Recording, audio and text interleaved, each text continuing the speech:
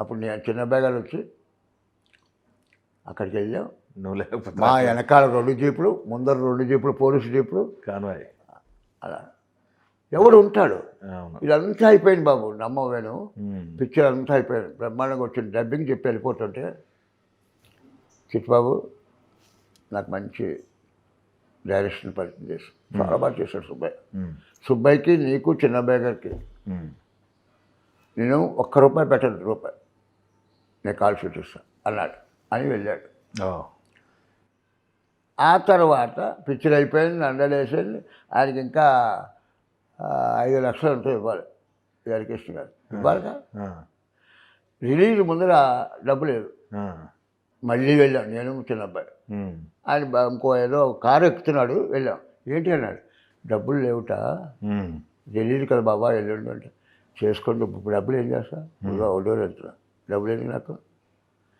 చిన్నబ్బాయి గారు రండి స్టేషన్ దాకా వెళ్దాం అని మమ్మల్ని ఏమో మా కారు అక్కడ పెట్టి మేము స్టేషన్ దాకా వెళ్ళి బాలయ్యబాబు దింపి అలా టైం ఇవ్వాలిగా. ఆయన లేట్ అయ్యేది, ఇవ్వలే. ఒక 7-8 నెలలు అయ్యేది. ఒక షూటింగ్లో కలిసాం. ఏంటి మా చిన్నబ్బాయి గారు, మా హరికృష్ణ గారు మంచోడు, ఇది అని చెప్పావు, చూడు ఇన్నాళ్ళేం డబ్బులు ఇవ్వలే. సారీ బాబు, సారీ. వాళ్ళకు ఉండాలి.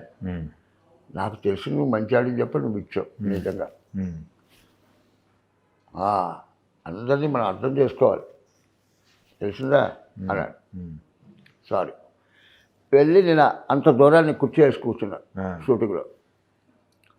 ఒక అర్ధగంట అయింది. చిట్టుబాబు ఉందా అన్నా. వాళ్ళు ఎవడో చేస్తే మనకెందుకు వెళ్ళి శుభ్రంగా మనం పేకాడుకున్నా కూర్చున్నట్ట. అంత మంచోడు. Very good. ఇదే బాలయ్య బాబు. మళ్ళీ మేము అదేంటిది భైరవదేవ్ షూటింగ్ అవుతాడు, బయటకు వచ్చి ప్యాక్ ఆడుకుంటున్నాం. భైరవదీపంకి ఓకే షూటింగ్ ఆడుతున్నాం. ఒక 4-5 రోజులు పోయాక ఒకడు వచ్చాడు, బాబు వచ్చారా, ఒక్క ఆట అయిపోయాక వస్తా అన్నాడు. ఆట అయిపోయింది. వచ్చిన ఆయన బాలు మీరు ఆడుకుంటాడు, నేను ఇప్పుడు అర్ధగంటలో వస్తానే వెళ్ళిపోయాడు.